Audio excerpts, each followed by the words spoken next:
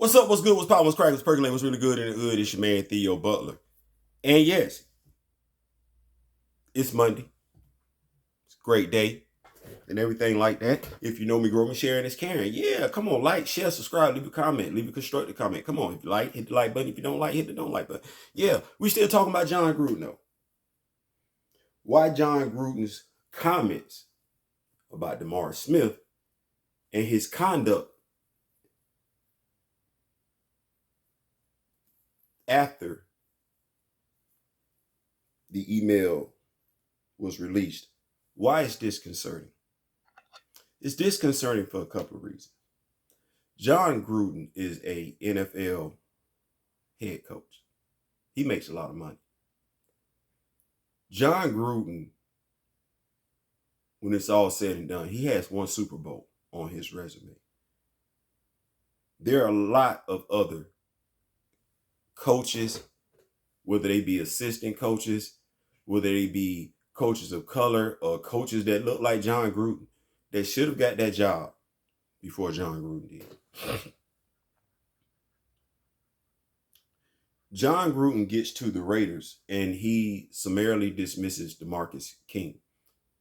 Now, as I stated in my earlier video, he didn't even meet with, I want to make sure I'm pronouncing that young man's name right. I don't want to mispronounce it at all.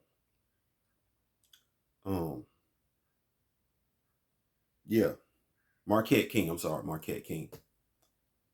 Now, there was a lot of speculation and innuendo that he released Marquette King because of his personality. Yes, some could say that Marquette King was due to make an absorbent amount of money. He was a decent punter. Not decent. He was an above average punter. Somebody alluded to the fact that he's no longer in the NFL. But what got him to the point where he was no longer in the NFL? John Gruden cut him without any explanation whatsoever. That's not John Gruden's first time doing something like that. If I'm not mistaken, and I'm gonna look at my cell phone, John Gruden sent Keyshawn Johnson home too.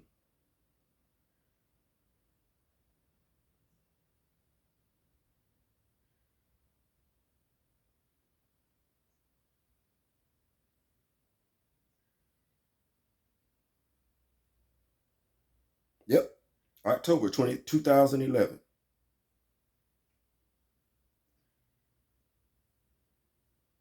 Keyshawn Johnson says John Gruden messed with his psyche.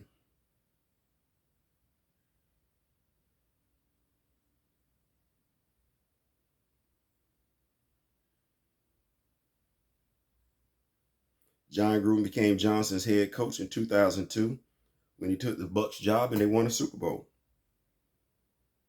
But the next year, Gruden and Johnson were at each other's throats so much that the Bucs essentially kicked Johnson off the team, sending him home and deactivating him for the final 7 games. Johnson says he was more than happy to exit a team coached by Gruden. He didn't want to be there. Khalil Mack demanded that John Gruden be traded. And he got traded. He didn't even want to play for John Gruden. He didn't. Amari Cooper was dismissed by John Gruden. See, John Gruden doesn't have tolerance for people he don't believe, that he doesn't believe fit what he considers to be someone who can play for him. No tolerance, to the point where he won't even have a discussion with him. So what would John Gruden do to John Gruden in this situation? He would fire him. Nobody's going to fire John Gruden, though, because way too many people are going to give John Gruden an out. They're going to, excuse my language, white-splain what John Gruden really, really meant. The same men who are going to tolerate John Gruden's comments about DeMar Smith were the same men who exiled Colin Kaepernick. The same men who went after Reed, the safety that felt the same way Colin Kaepernick did. The same men who, by and large, voted for Donald Trump. As Stephen A. Smith said today on First Take, and I know there are quite a few people that feel a certain type of way about Stephen A. Smith, and I'm not here to say whether you're right or whether you're wrong. But he's made a statement. Both from the Fifth Column made a statement. I think these statements are comparable. Bo from the Fifth Column, who is a Caucasian male, stated that it could be argued that black people in America, when it comes to racism, suffer from PTSD. He did. Because you never know where it's coming from. You never know when the comment, regardless of how funny it may be, when it comes from a person that's not black, had some malicious racial intent to it. Stephen A. Smith said he's met a lot of great white people. He stated that when it's all said and done, he has ran across more than his fair share of fair white executives who are all about their business. But they have to prove to him that they're not racist. See, he's not surprised by John Gruden's comments. He expects it. John Gruden would have had to prove to him otherwise that he wasn't a racist. When I think about my friends who crossed the racial divide, that's a sad situation. Because literally what Stephen A. Smith said is that when it comes to white people, he's a pessimist. He knows all white people aren't racist, but you have to prove to him that he's not racist, that you're not racist. That's sad. It is that way, though, because of men like John Gruden. People like John Gruden, who are going to make racially insensitive remarks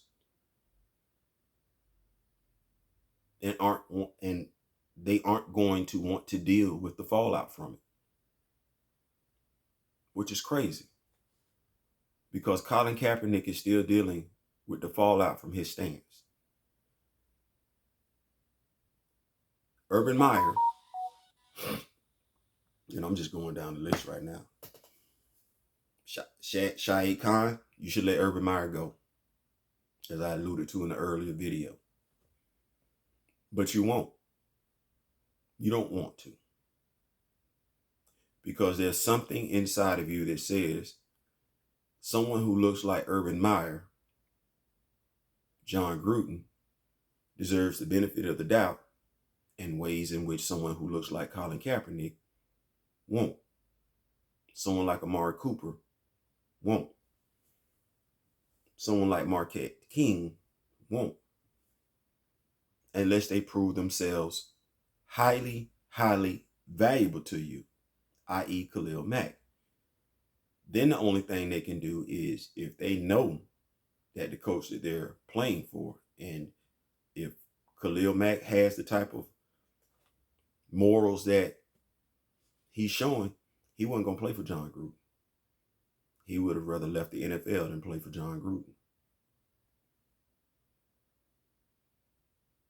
The question that you got to ask yourself now is, how many more Khalil Macks do you have on the Raiders that don't want to play for John Gruden?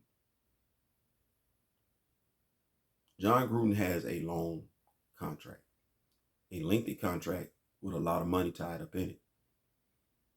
You can have John Gruden as your coach and never sniff the playoffs.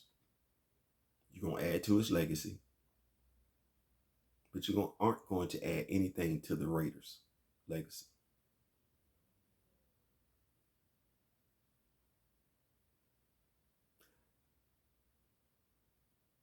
I can't say I'm a Raider fan, but I can appreciate what Al Davis, the owner, dearly departed, brought to the NFL.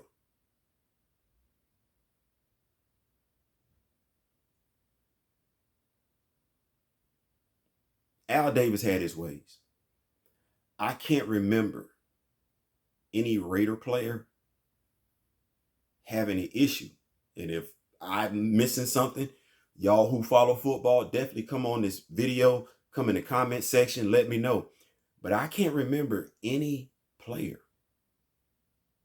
black player, having a racial issue with Al Davis. I can't recall Al Davis even being caught up in racial insensitivity, issues. I just can't. Not saying that they didn't happen, but I can't remember. But John Gruden, Keyshawn Johnson, Marquette King, Khalil Mack, Amari Cooper, DeMar Smith. You made a comment about the NFL commissioner. You didn't say anything about his looks, though. Wonder why.